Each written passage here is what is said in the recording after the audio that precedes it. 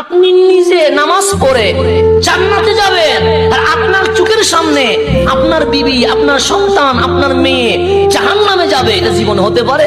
সেজন্য আল্লাহর কোরআন বলছে ওয়াতাওয়াসাউ বিল হক। শুধু তুমি দিলে হবে না, তোমার বিবি পর্দা করেছে কিনা সেটা তোমাকে দেখতে হবে। শুধু তুমি পাঞ্জাবি পরলে হবে না, তোমার মেয়ে হিজাব পরে কিনা সেটা দেখতে হবে। আমি সেই জন্য মেয়েদেরকে একটা কথা বলে যাই, ছেলেরা মাকে বেশি ভালোবাসে, কাকে? আর মেয়েরা বাবাকে বেশি ভালোবাসে। একজন মেয়ে জীবনে কোনোদিন চাইবে তার বাবা অ্যাক্সিডেন্ট হোক, পুড়ে যাক, সমুদ্রে মরে যাক? চাইবে? তো যেই মেয়ে চায় না দুনিয়াতে তার বাবা অ্যাক্সিডেন্ট হোক, সেই মেয়ে কি জীবনে চাইবে তার বাবা জাহান্নামে যাক? চাইবে? কিন্তু আপনি হাদিস বলেন, একটা মেয়ে বেপর্দা থাকার কারণে, কি থাকার কারণে? বেপর্দা চলার কারণে শুধু ও জাহান্নামে যাচ্ছে না, ওর বড় ভাই জাহান্নামে যাচ্ছে, ওর স্বামী জাহান্নামে যাচ্ছে, ওর মা জাহান্নামে যাচ্ছে, ওর বাবা জাহান্নামে যাচ্ছে। দেখেন একজনে কয়জনে নিয়ে যাচ্ছে? সবাইকে নিয়ে যাচ্ছে। তুমি না তোমার বাবাকে বেশি ভালোবাসো, তুমি বেপর্দা চলার কারণে তোমার বাবা কোথায় চলে যাচ্ছে? এটা কি ভালোবাসা না? এটার নাম সমস্যা।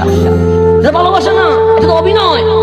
তুমি বাবাকে বললে আমি তোমাকে ভালোবাসি, আর তুমি বেপর্দায় চলে তোমার বাবাকে কোথায় নিয়ে যাচ্ছ?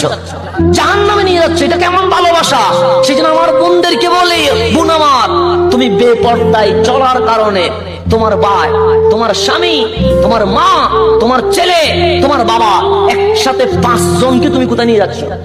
জাহান্নামে নিয়ে যাচ্ছ। তো একটা শুধু সমস্যা, তুমি বেপর্দায় চলছো। তুমি যদি বেপর্দায় চলো, রহমতের ফেরেশতা বের হয়ে যাচ্ছে। তুমি যদি বেপর্দায় চলো, ঘরের মধ্যে আযাব আসতেছে।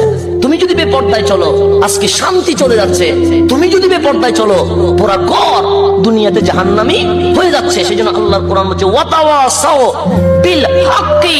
শুধু একলা ভালো হলে হবে না, তোমার পরিবারকে ভালো করতে হবে, তোমার সমাজকে ভালো করতে হবে। এখন এই হকের আওয়াজ দিতে গেলে বানা আসবে কি আসবে না? কেউ ঠাট্টাদি করবে, কেউ মস্কারি করবে, কেউ আপনাকে বাঁধা দেওয়ার চেষ্টা করবে। কারণ আপনি যখন মাদকের বিরুদ্ধে কথা বলবেন, যারা মদ খায় তারা আপনার বিরোধিতা করবে। আপনি যখন সুদ ঘুষের বিরুদ্ধে কথা বলবেন, যারা সুদ ঘুষের লেনদেন করে তারা আপনার বিরুদ্ধে কথা বলবে। আল্লাহ বলছে ওয়াতাওয়াসাউ বিসসাবরি।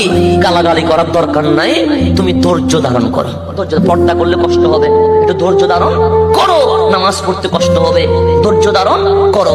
এখন আমি যখন ঈমান আনলাম, আমি যখন ভালো কাজ করলাম, আমার পরিবারও যখন ভালো হলো, আমার সমাজও যখন ভালো হলো, এখন আল্লাহ কি বলছে জানেন?